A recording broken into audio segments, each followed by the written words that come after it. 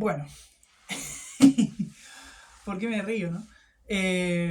Hace mucho que no hago un video. Hace mucho que no hago un video. Pasaron varias cosas, la verdad. El año pasado ya venían las cosas mal y bueno, terminaron por, por pasar lo que tenía que pasar, según Dios. Eh, a veces hay personas que se van y no sabemos por qué. Dios las eligió para que se vayan, pero estuvimos ahí dando la lucha, eh, apoyando cuando teníamos que apoyar y también en el mismo duelo, ¿no? Pasó eso, fueron varios meses de estar ahí constantemente. Eh, y no voy a decir exactamente qué pasó, exactamente a quién me refiero, pero los que estuvimos ahí sabemos todo lo que pasó y bueno, con eso me basta nada más para decirles más o menos que anduvo todo ese tiempo. Hasta, bueno, empezaron las clases también, ahí empecé a estudiar, no tuve tiempo de leer, o leí bastante poco, y por eso no subí video. Así que nada más eso, no pasó mucho más. Sí, quizás también después tuve algunos problemas personales que tampoco vienen al cuento. No sé si estará viendo una almohada tengo acá, espero que no. Si no, ahí ya no se ve. A ver, un poco las cortinas. Estoy en otro lugar, estoy en otra casa, a la de mi último video que me vieron, todos mis videos que grabé ahí, porque esta es la casa de mi papá, la otra es la casa de mi mamá, donde ahí tengo todas mis cosas, pero bueno, nos venimos una semana a la casa de mi papá, aunque no estoy todo el día acá tampoco. Suelo estar menos tiempo porque también queda más lejos esta casa. Pero bueno, sí, padres separados es lo que hay, se llevan muy bien, pero bueno, eh, no se pudo dar. Tenerlos juntos por toda mi vida. Ojalá hubiese sido así, pero no pasó nada. No pasa nada.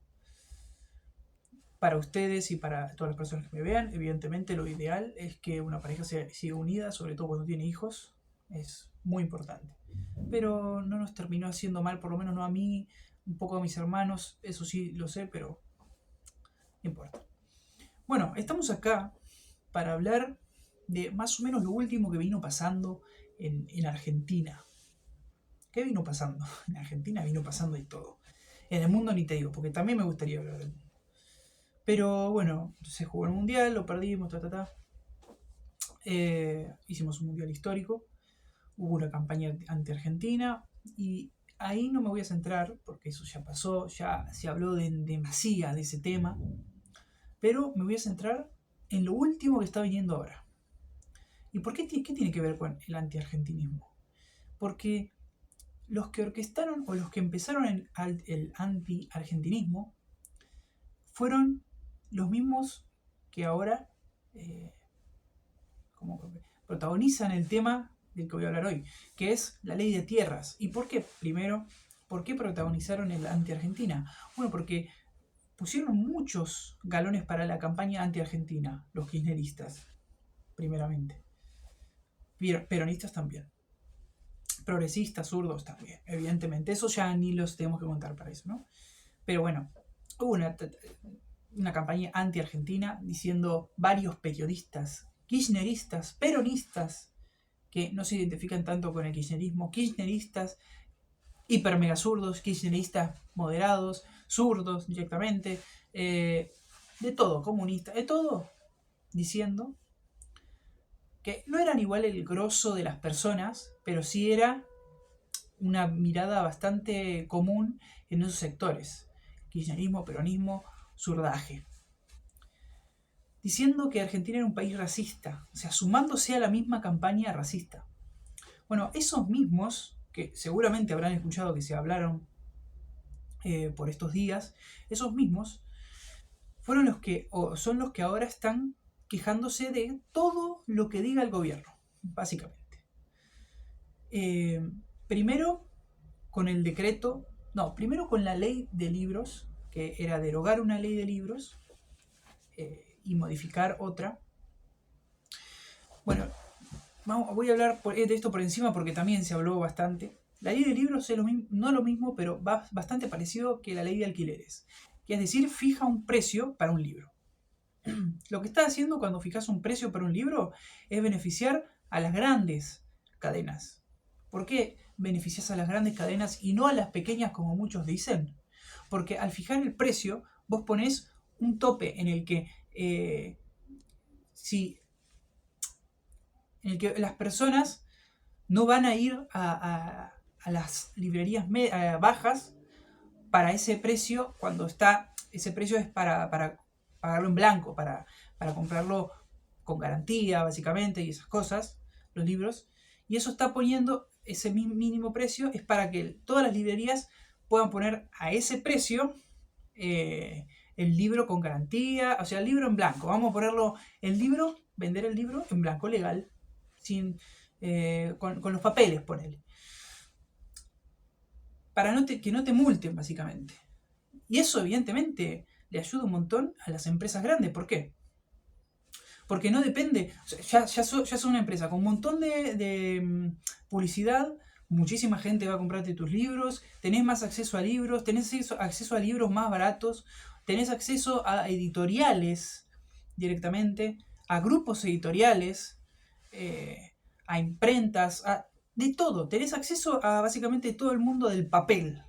De la encuadernación. De todo.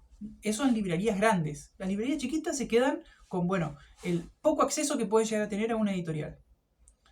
Y ese es el máximo que puede llegar a una librería chiquita, una librería normal. Al al fijar unos precios, lo que se hace es justamente que. Me estoy alargando mucho en la explicación, pero bueno, más o menos se entendió, ¿no? Fijas el precio, beneficia a las cadenas grandes porque son las que pueden acceder a poner ese precio, a ese precio el libro. Encima son las que acceden a comprarlo más barato por algunos acuerdos que pueden llegar a tener con la editorial, con las editoriales. Y también, aparte de darle más cadena a favor a esas grandes empresas, le dan sobre todo favor a las editoriales a fijar un precio para sus libros y para la venta de los libros y para con qué se tienen que vender los libros y a cuánto se tiene que vender el complemento de los libros. Porque hay libros que vienen en promociones, que te vienen con alguna cosita y los tenés que vender sí o sí porque te dice la editorial. Bueno, todo esto lo permitía esa ley. También permitía, prohibía hacer, ponerle oferta de más del 10% a los libros en determinados ámbitos, después para libros usados y hay otro, etcétera. Que 3, 4, 5 casos en los que sí puedes poner un descuento más del 10%, pero en los otros casos solo podía ser un descuento de hasta 50%, de hasta 50%, tampoco más de 50%, porque hay cosas más de 50% de descuento, pero no se podía, literalmente no se podía, no se podía. En esos productos no se podía. Para el 10% a la venta al público común. Ese era el tope, 10%. 50%, que son 5 veces más, evidentemente, 5 veces más de descuento para el Estado. O sea, papi Estado compraba los libros baratos y por eso los vendía más baratos. Entonces, o no los vendía, sino accedía a eso. Eso le quita, evidentemente, peso a las mismas editoriales y a las más chicas todavía se quedan mucho más abajo. Muchísimo más abajo, porque si al Estado le da por vender un libro de esos, olvídate que lo pone muchísimo más barato y se rompe todo el mercado, la mierda. Se rompe todo. Bueno, eso estaba pasando hasta ahora con los libros. ¿Qué hacía? Que los libros te salgan 30.000 pesos como base. Un libro nuevo te salía 30.000 pesos. Por eso las librerías de usados estaban explotadas últimamente. Todo el mundo iba a librerías de usados. Porque claro, si la librería te ponen un libro bueno, medianamente bueno, a 90.000 pesos, pues, pará, hermano, pero ¿en dónde estamos acá? Bueno, eso pasaba y se quejaron mucho de la derogación de esa ley. Hay varios artículos más que iba a hacer un video al respecto, pero no lo hice al final, porque tampoco tenía no estaba con muchos motivos para hacerlo, por esa cuestión de asuntos personales que pasaron. No voy a especificarlo. Pero se estuvo hablando mucho de eso, que es estúpido, es idiota. Encima esa gente estaba diciendo, van a perjudicar a las librerías chiquitas, a las librerías pequeñas. Y vos decís, ¿cómo? Pará, hermano, ¿cómo que van a perjudicar a la...? O sea, estás diciendo todo al revés. Estás diciendo todo al revés. Lo que están perjudicándose ahora son las librerías chiquitas. Los que están con acuerdo con las editoriales son las beneficiadas. Las cadenas más grandes son las beneficiadas porque tienen más acceso a más libros y a la venta al público, tienen mucha más propaganda y más potencia para invertir y reinvertir y es un círculo vicioso en donde uno escala más y el otro es hunde más. ¿Qué sería eso? ¿A qué puede llevar eso? A ver, piensen un poquito. Empieza con M la palabra. Bueno, esa palabra tanto que hablan, que empieza con M y termina con monopolio, íbamos a eso, básicamente, a que Cúspide, Jenny y alguna otra más se lleve toda la venta de libros, ¿no? Pero sobre todo Mercado Libre. Y eso es otra cosa. Mercado Libre está creciendo un montón en la venta de libros porque justamente... primero que la venta por internet está creciendo increíblemente, pero no tenía esas restricciones, entonces podía poner libros más baratos y básicamente estaba perjudicando esta ley a la mía, como dije antes.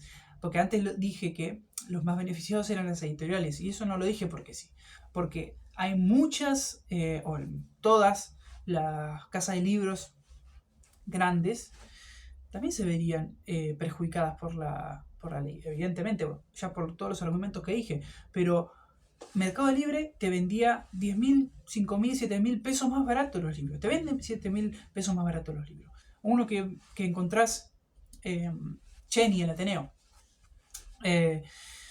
a, yo qué sé, 35.000 pesos, en el Mercado Libre está a 26, 27.000 pesos. Y sin contar que puedes encontrar mejor usados también en Mercado Libre, porque claro, cuando se buscan cosas por internet se pueden buscar cosas muy específicas. Entonces te sale una oferta de 20.000 pesos. Al mismo libro, porque hay muchos que venden libros usados que en realidad no son tan usados, no están tan usados y los bajan bastante de precio en Mercado Libre. Encima desde gente individual que se quiere sacar de encima un libro y te lo vende. Listo, olvídate. Entonces es un gran mercado también el internet, pero más allá de eso beneficiaba evidentemente a la venta online. Y eso es lo que estaba pasando también, que los libros nuevos se estaban comprando por Mercado Libre. O eso ya hablando de Latinoamérica en general o en Chile, por ejemplo, en Busca Libre. Porque tiene ahí la sede de Busca Libre y porque no tiene tantas restricciones para importar los libros, como acá sí hay muchas restricciones para importar los libros. Bueno, de eso vamos a hablar otra vez, otro día. Cortamos acá. Y vamos a hablar de lo que íbamos a hablar el día de hoy, que seguramente el título que viste, que es la ley de tierras.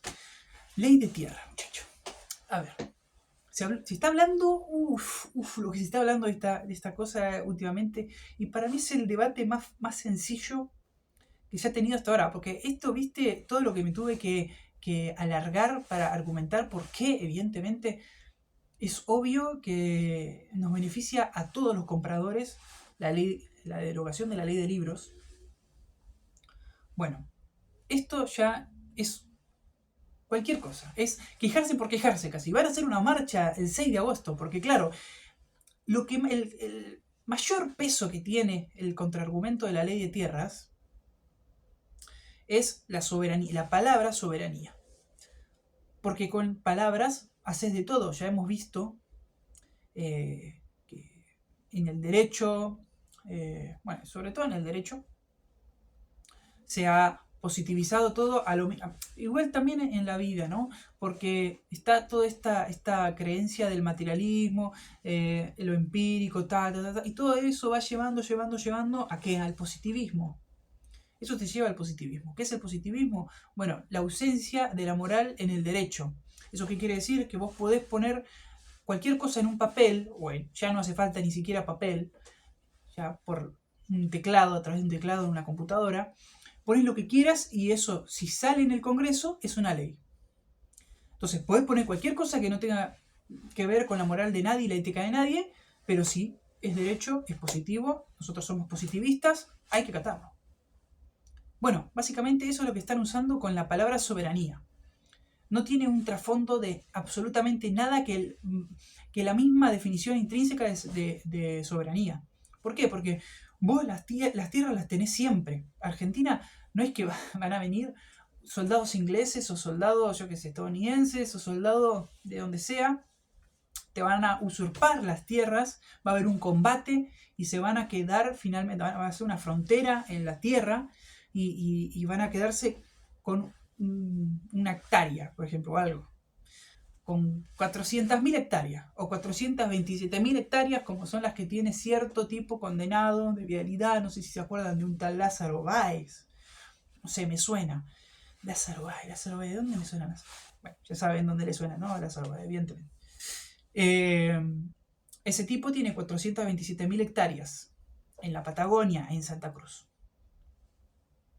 ¿Están trabajando esas hectáreas?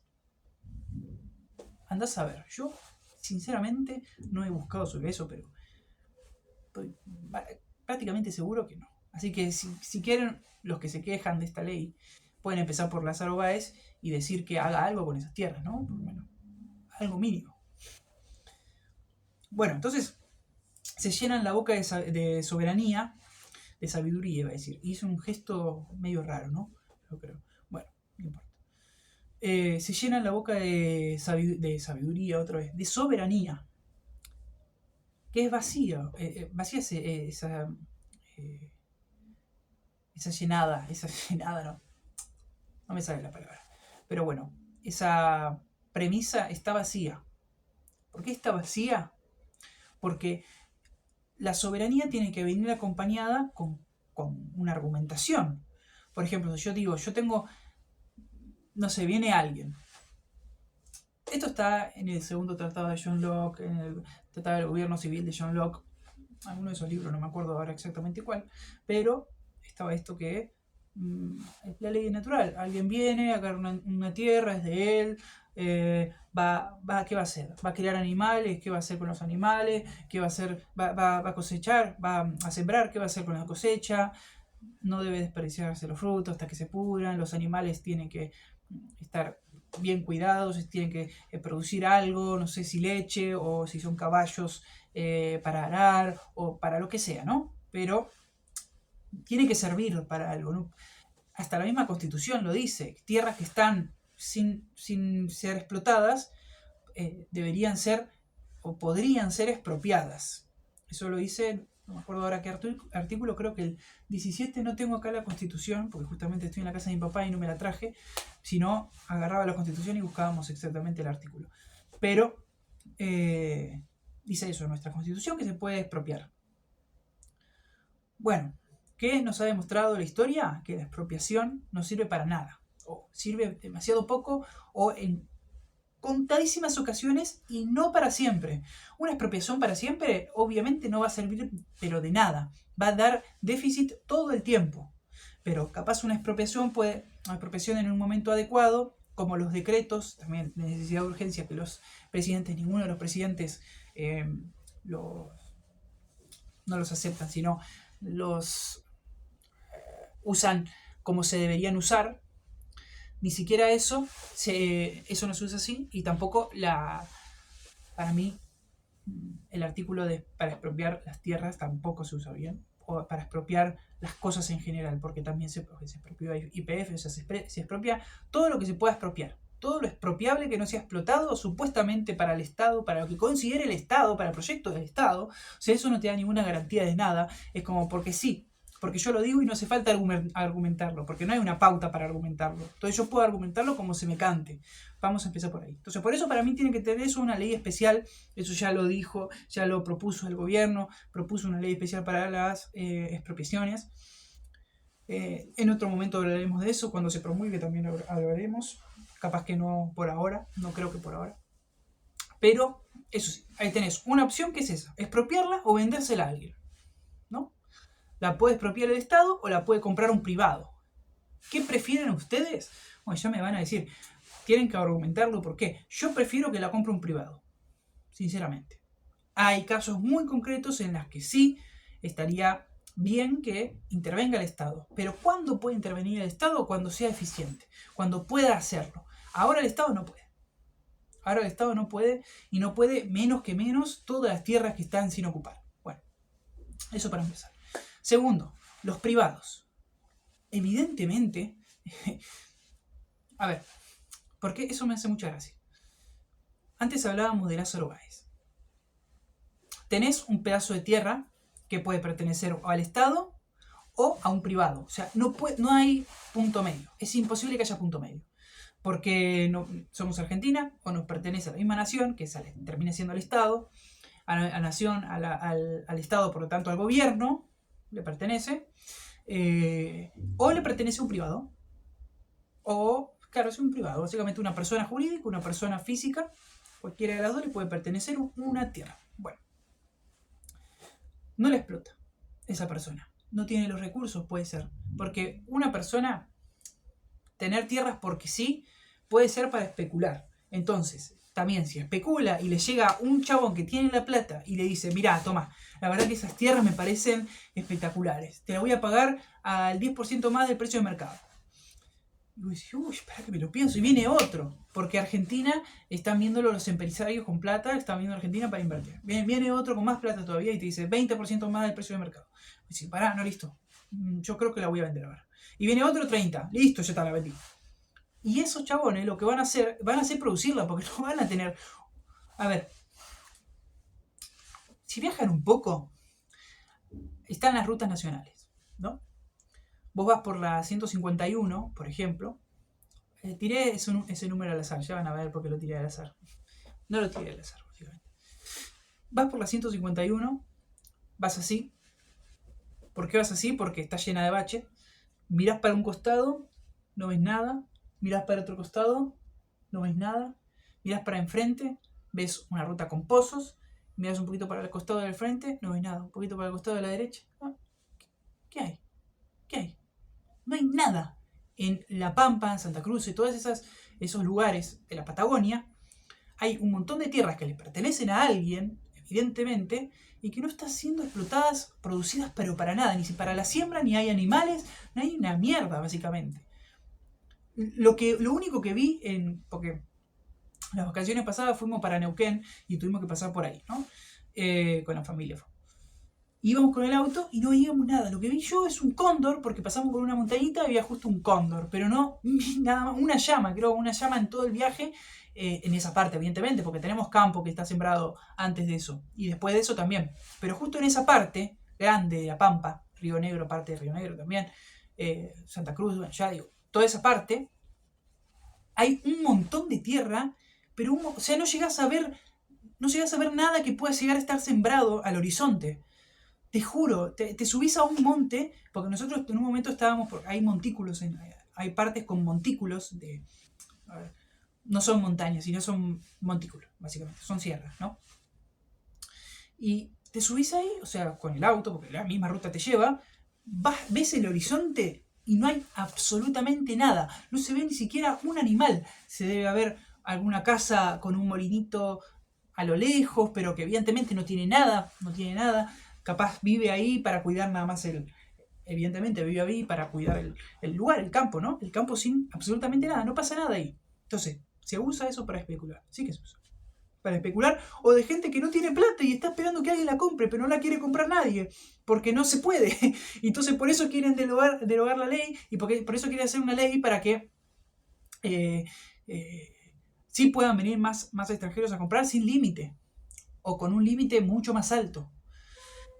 Entonces tenés el círculo vicioso de tenés una tierra, no está siendo explotada por nadie, por alguien va a tener que ser explotada, hermano, porque no podés tener una tierra sin ser explotada. Tenemos un montón de posible capital que no se está capitalizando, básicamente. Tenés una tierra así y así, que por la chimenea se lo... No, tenés una tierra así y así, y estás utilizando una partecita así, y la ruta pasa, imagínense, así en diagonal, y todo, no hay nada. Es puro desierto de... ¿Vieron las películas de Estados Unidos que hay arbustitos y que hay de todas esas cosas? Y el pasto feo, ese pasto feo. Bueno, a eso hay ahí, que ni siquiera está intentado de trabajar. O sea, eso no se trabajó en la vida, nunca en la historia de la humanidad se trabajaron esas tierras. Jamás. Son las tierras totalmente vírgenes. Totalmente donde apenas gente habrá pisado un poco. algún ser vivo habrá pisado alguna vez alguna parte de ella. Pero es impresionante. Y la gente dice, bueno, pero son nuestras. Bueno, perfecto, qué bueno que son nuestras, la verdad. Es como eso que dicen cuando gobernaba el peronismo, al menos gobernó el peronismo y estaban tirados muriéndose de hambre. O ahora en España, que pasa también. Antes voto a Sánchez otra vez, dicen los españoles, muchos españoles, y por algo es presidente, ¿no? Muchos españoles, antes voto a Sánchez que votar a Vox, por ejemplo. Y antes me muero de hambre que votar a Vox. Bueno, sí, está bien, moriste en la tuya entonces. Pero no me vengas a decir nada a mí, porque no tenés un puto argumento vos. No tenés ningún argumento. Y hay algunos fascistas, ¿y por qué digo fascistas? Porque son fascistas, declarados fascistas. Ian Martin es uno de los líderes de ese movimiento, que es evidentemente exactamente lo mismo. ¿Por qué? Porque después voy a hablar en otro video sobre esto, pero el colectivismo es un colectivismo que se llena la boca de palabras vacuas sin significado mayor, sin argumentación. Vos decís, somos un país soberano, entonces por eso nos pertenecen. Bueno, está bien, todo bien, perfecto. Pero ¿qué vas a hacer con eso? ¿Qué vas a hacer con esas tierras? ¿La vas a dejar ahí tirada? ¿Vas a dejar todo? Bueno, entonces todas esas personas están en desacuerdo con la nueva ley. Van a hacer una marcha junto a estos mismos fascistas, porque es un grupo fascista, declarado fascista, van a hacer la marcha junto a la izquierda, junto al peronismo, al kirchnerismo. Pero bueno, ya se sabe, ¿no? Yo voy a hacer un video sobre eso, pero bueno. Los colectivismos evidentemente son de izquierda y el fascismo, nazismo, comunismo son de izquierda. Perdón, son colectivismos, ambos tres. Los tres son colectivismos, el fascismo, el nazismo y el comunismo. Evidentemente tienen otras cosas que en común, pero, además del colectivismo, pero los tres son colectivistas, son movimientos colectivistas que se fijan antes en el colectivo, que ponen una narración en el colectivo más que en el individuo o en los hechos verdaderos. Por ejemplo, el fascismo se llena la boca de patriotismo o se llena la boca de no debemos prevalecer tales valores o debemos prohibir tales cosas para una Argentina próspera, tradicional, no sé qué cosa, católica.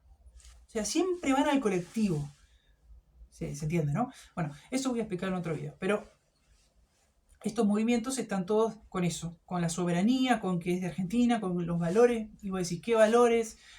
¿Soberanía sobre qué? ¿Para qué? ¿Qué vas a hacer con esas tierras? Nadie propone nada y todos se ponen en contra por ponerse en contra porque soberanía. ¿Por qué soberanía? Nada más.